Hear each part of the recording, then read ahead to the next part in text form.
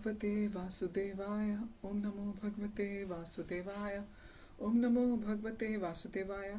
We'll be reading from Brilliant as the Sun, a retelling of Srimad Bhagavatam, chapter number 13 from Canto 7, The Science of God. The chapter is titled The Perfect Person. We shall be reading today.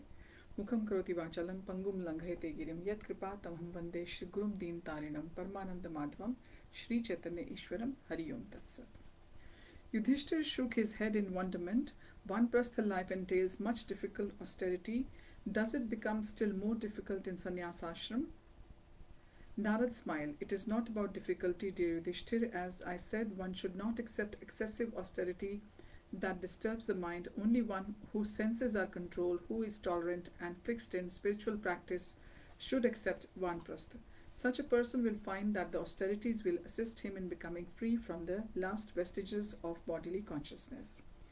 Eager to know more about the ashrams, Yudhishthir said, "Please tell me about the duties of a sannyasi." Narad said, "The sannyas ashram is only meant for Brahmins capable of deepening their spiritual knowledge. They must renounce all material connections and administer to bodily needs only as much as necessary to keep body and soul together. They should constantly travel, spending only one night in any village. In this way, completely unattached to bodily demands, they should travel everywhere. How should a sannyasi dress? Wherever possible, he should wear nothing. If necessary, he may don a loin cloth. His only possessions should be a danda and a water pot, and if it is not necessary, he may discard even his danda. What foods may he eat? He may eat what he can beg as alms. Is there not a danger he will become particularly disposed to those families who feed him? Then he is not practicing sannyas dharma. A proper sannyasi never goes to the same house or village twice. This helps him remain independent. He must constantly travel to do good to all living beings. This requires that he be serene, unagitated by material desires, with unalloyed devotion for Narayan." How does the sannyasi's lifestyle help his spiritual realization? Asked Yudhishthir. To remain peaceful, he always tries to see how the Supreme Lord pervades everything and how everything depends on him. Whether asleep or awake, he must always keep in mind that he is a spirit soul and has nothing to do with his external circumstances, which are temporary and thus not real. The only reality is the all-pervading Supreme Lord. The Supreme Truth. He must practice seeing God everywhere, within and without, fearlessly accepting everything as Lord's divine arrangement.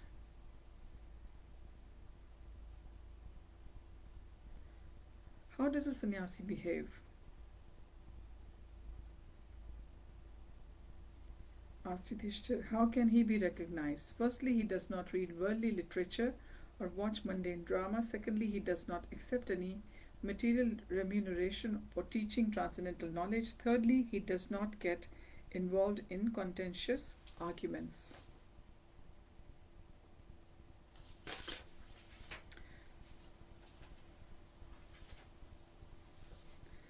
What if atheists challenge him? Would he not argue then? To teach about the absolute truth, he may sometimes need to debate with the opponents, but as much as possible he avoids an argumentative attitude. Furthermore, a real sannyasi does not try to artificially increase the number of his disciples by offering material benefits. He does not read many books to give talks for which he will receive payment or donations. He must never try to increase his material assets. What if many serious students approach him? Should he not accept necessary facilities for accommodating them?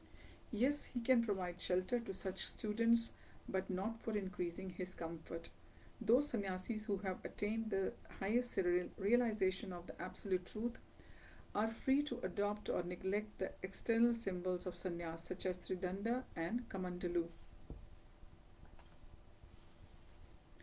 Their primary interest is to preach Krishna's glories. If these external symbols assist in their preaching, they accept them, but when not helpful, they reject them. When would carrying the symbols of sannyas not be helpful? Asked Yudhishthir. People generally show much respect to reverence for sannyasis to avoid being distracted by this. They sometimes prefer to hide. Although a sannyasi is the most qualified teacher, he may sometimes present himself as a dumb man or like a restless child.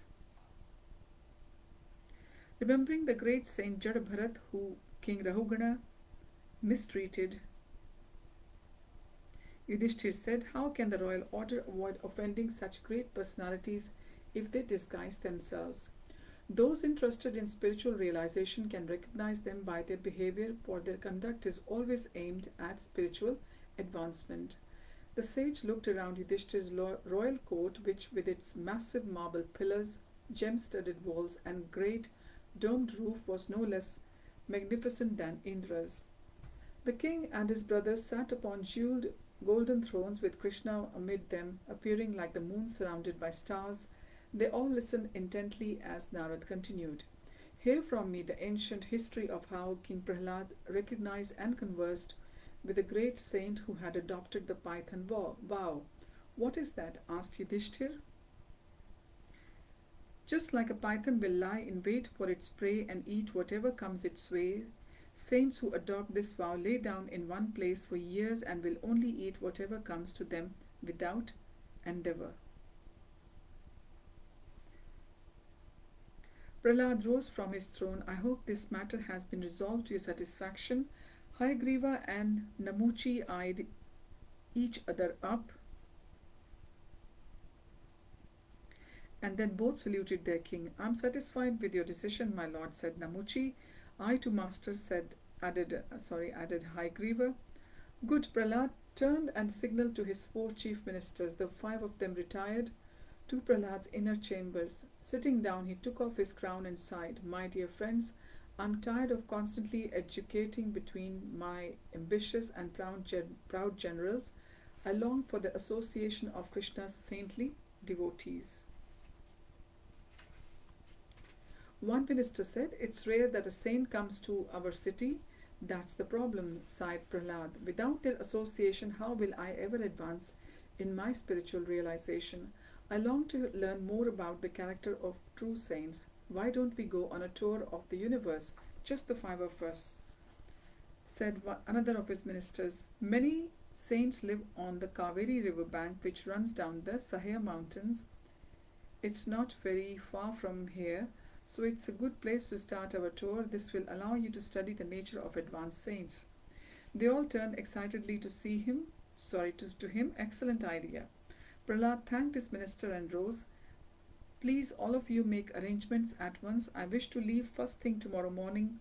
The next day, as they flew over the Kaveri river, Prahlad noticed a halo of light emanating from the long grass below. "Take the chariot lower. I want to see what's over there." As the chariot circled in the air above the light, Prahlad spotted its origin, a man lying on the ground covered with dirt and dust. "Land and the chariot in the village we saw nearby," he called out to the charioteer. Turning to his friends, he said, "I believe we have found a true saint. I can tell he is spiritually advanced. I want to find out more about him." The people in the village became fearful on seeing the 5 tall and powerful looking Daityas approaching them. "We mean you no harm," Prahlad reassured them. "I just want to know if anyone can tell me about the saint who lies in the tall grass nearby. What is his name? Does he come from your village or another?" Everyone he asked said the same thing. They had all seen him at some time or another.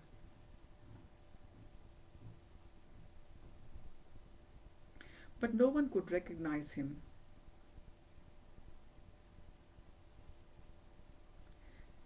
Nor was there anything in his activities or bodily features by which they could tell what his varna or ashram was. Prahlad turned to his ministers. "No one can understand the nature of an advanced Vaishnav. Better we stop prying into his previous life and go immediately to offer him our obeisance." Ascending their aerial chariots, they returned to where they first saw the effulgence. Soon they spotted the man lying in the dirt. Prahlad ordered his charioteer to descend. "Let us worship this saintly ascetic who has adopted the python's livelihood. After we have properly worshipped him, then we can submissively put our questions to him, followed by his ministers who carried flower garlands and paraphernalia for formal worship. Prahlad approached the ascetic with folded hands. He was corpulent and covered with dust and dirt. His hair was matted, he was well dressed, and he seemed to exude a radiance like fire shrouded by smoke. His eyes were like two glowing embers as he observed the approach of the Daitya chieftains. Bowing low, Prahlad touched his head to the ascetic's feet. "Welcome," said the saint with a broad smile. Prahlad garlanded him, blew his conch, offered incense, a ghee lamp, fragrant flowers, fanned him with a yak-tail whisk, and then a peacock feather fan, and finally blew his conch again to mark the end of the formal worship ceremony. Then again he bowed. Finally he knelt before the saint with folded hands. "My lord, may I inquire from you?" The ascetic folded his palms. "I shall do my best to answer your questions truthfully and to your satisfaction." Now he could examine the ascetic closely. Prahlad was surprised to see that he was overweight. "Mighty sir," he said, "you undergo no endeavor to procure wealth, yet I see you are stout, exactly like a wealthy man who indulges in eating, sleeping, and idleness." The saint laughed and replied, "You suspect I must secretly be working to satisfy my tongue?" Prahlad blushed. "I am merely confused. By your brilliance, it is obvious that you are an advanced Brahmin. Since you lie here, I am sure you are not working and have no wealth to spend on material pleasures. I don't understand how you have become fat. If you do not consider me impudent, kindly explain how this has happened." The man chuckled. "What makes you so sure I am not secretly working for sensual enjoyment? I can tell that you are endowed with wisdom, expertise, astuteness, and other auspicious qualities simply by seeing your physiognomy. I also note you speak very pleasantly. Why are you just lying here?"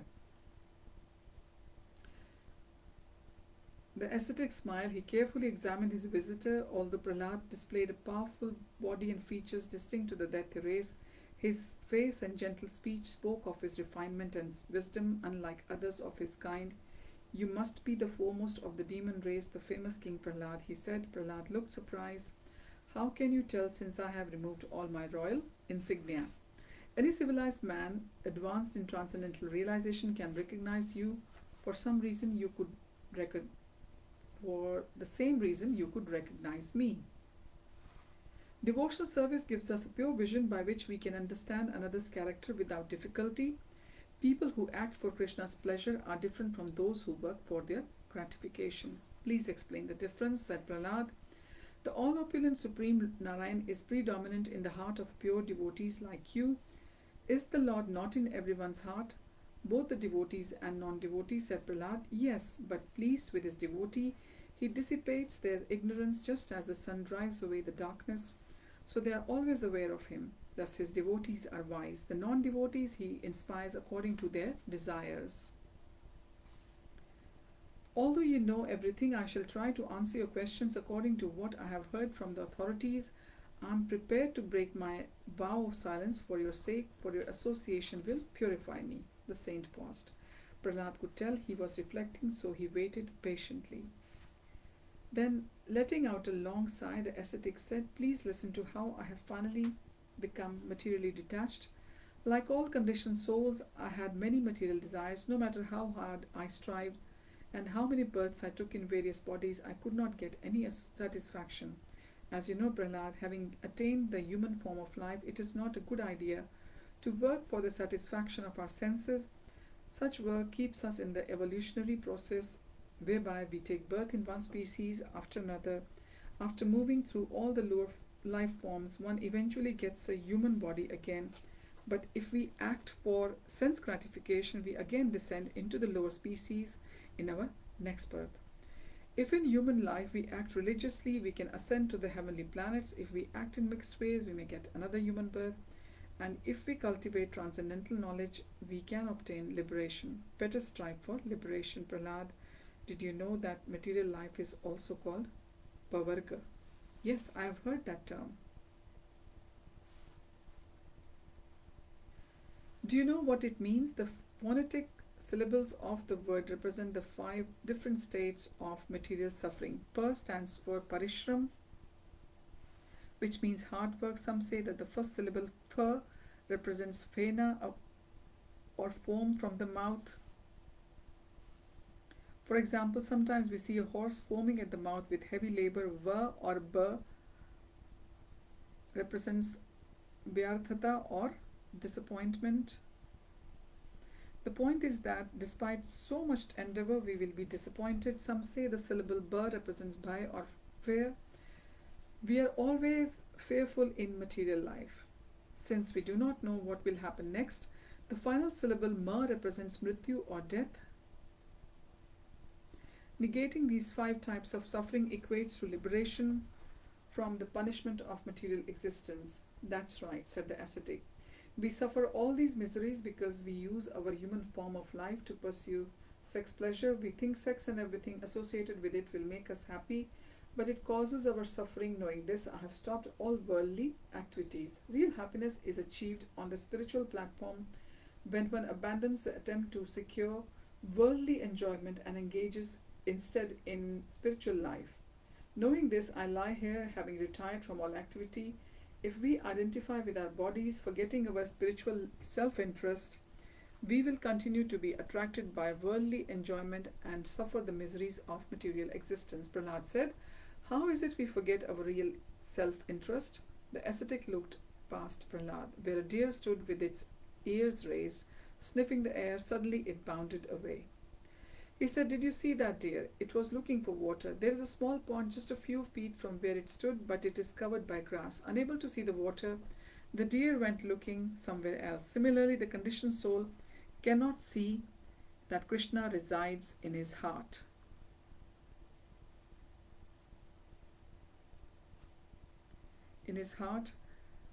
And by connecting with him, one can experience unlimited internal bliss. Instead, he foolishly runs after external happiness in material life, even though the conditioned soul is always calculating how to increase his happiness and decrease his suffering. Because he is ignorant of how the laws of karma act, all his plans are baffled. Prahlad said, some people seem to succeed in material life. They are wealthy, famous, beautiful, powerful, and surrounded by loving friends and family members. The ascetic slowly shook his head. All our efforts to attain these things are interwoven with the 3 types of suffering, Adhyatmic, Adidaivik, and Adhibhautik. Prahlad said, what do these terms mean? Adhyatmic is miseries of the body and mind, such as different illnesses, depression, and so forth. Adidaivik are miseries inflicted on us by natural disturbances like earthquakes, famines, floods, droughts, epidemics, and so on. And Adhibhautik are sufferings imposed by the society, community, nation, and other living entities. Even if we tolerate all these problems and manage to attain our goals, what is the value? None of our material assets can protect us from birth, death, old age, and disease. I have personally seen how greedy men suffer despite their wealth. They are always anxious about investing their assets and not being cheated by others. Their anxiety is so great that they have insomnia. Despite their affluence, they are always worried about money. They fear the government's taxes, thieves, enemies, and even suspect their family members to have designs on their wealth.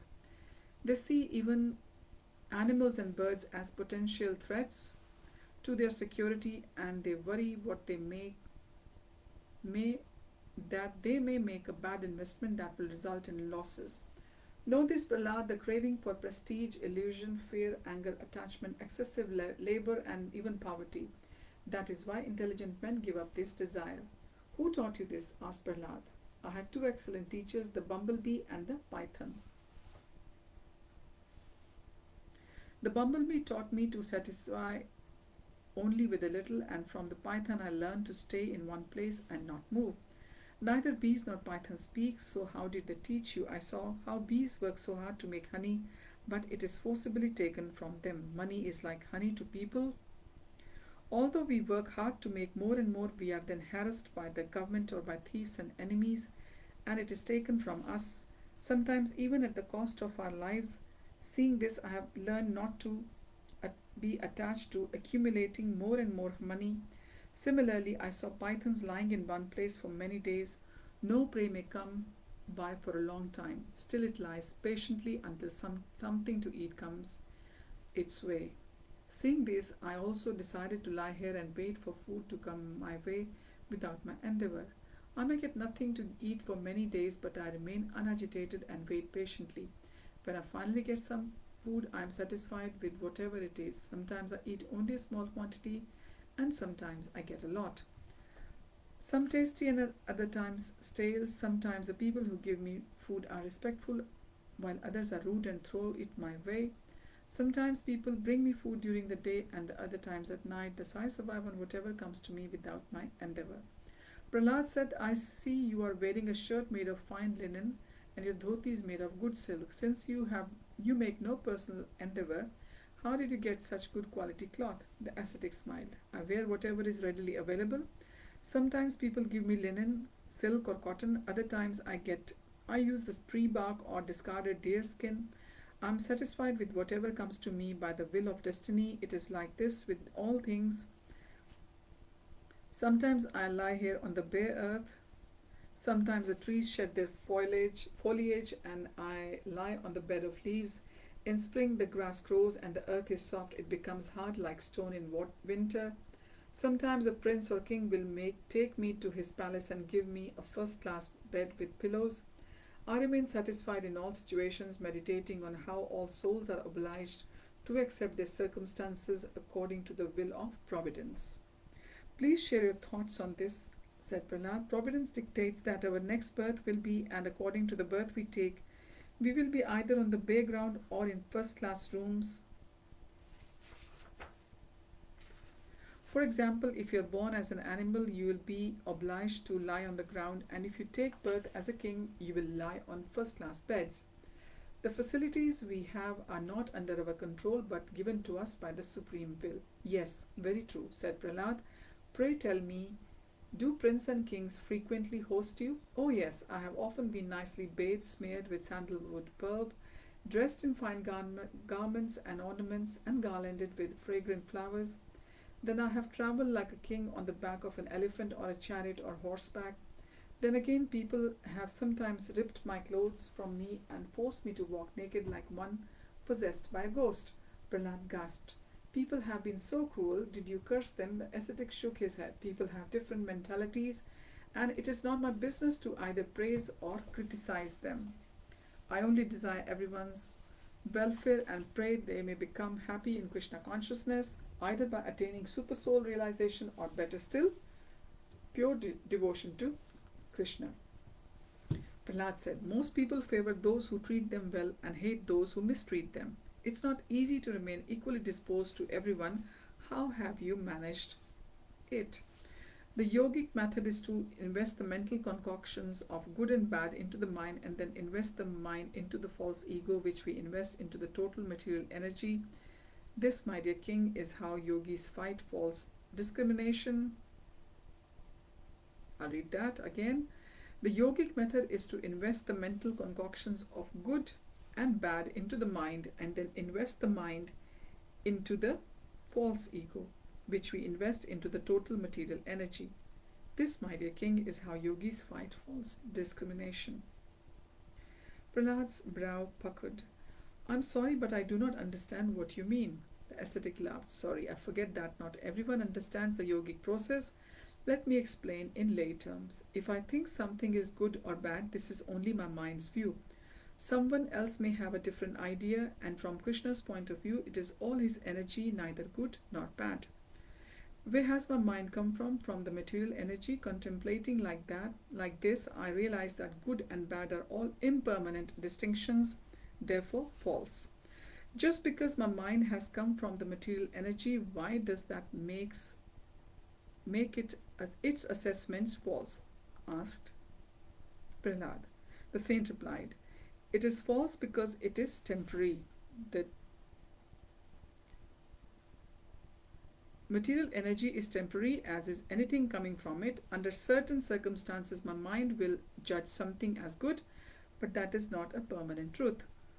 For at another time, I may see the same thing as bad. For example, when it is chilly, my mind will not like cold water, but my mind will think it is pleasant when it is hot. It is neither pleasant nor unpleasant, it is merely Krishna's energy.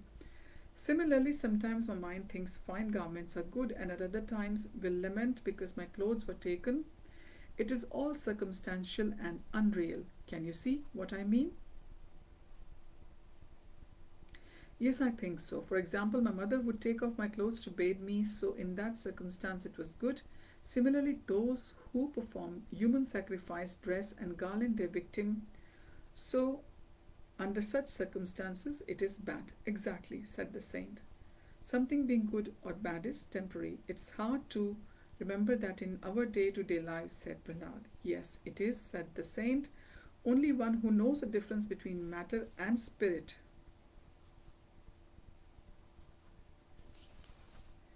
meditates on this can see the ephemeral nature of material life and understand that judgments like good and bad are illusory. Such self-realized souls always see the Supersoul and take his guidance within their hearts. Therefore, they can retire from material activities as I have. I've told you about myself because I know you will understand. After all, you are also a self-realized soul, a great devotee of Lord Narayan. For that reason, you too are impervious to public opinion and are not constrained by scriptural regulations. Yudhishthir, his brothers, the gods, sages, and pious kings who had gathered for the great Rajsuya sacrifice, all applauded. Yudhishthir said, "These are truly wonderful instructions. Anyone who can keep them in his heart always will never feel disturbed in any situation." What did Prahlad reply? Please tell us more. Narad smiled. Prahlad was satisfied that saint had properly explained the behavior of a perfected soul. Thus he duly worshipped him and taking his permission returned home. So with this we come to end of this reading of chapter 13, the perfect person. We will be reading from chapter 14 next time, the ideal family life. Thank you for joining. Hare Tat Sat. Hare Krishna. Srila Prabhupada Ki Jai.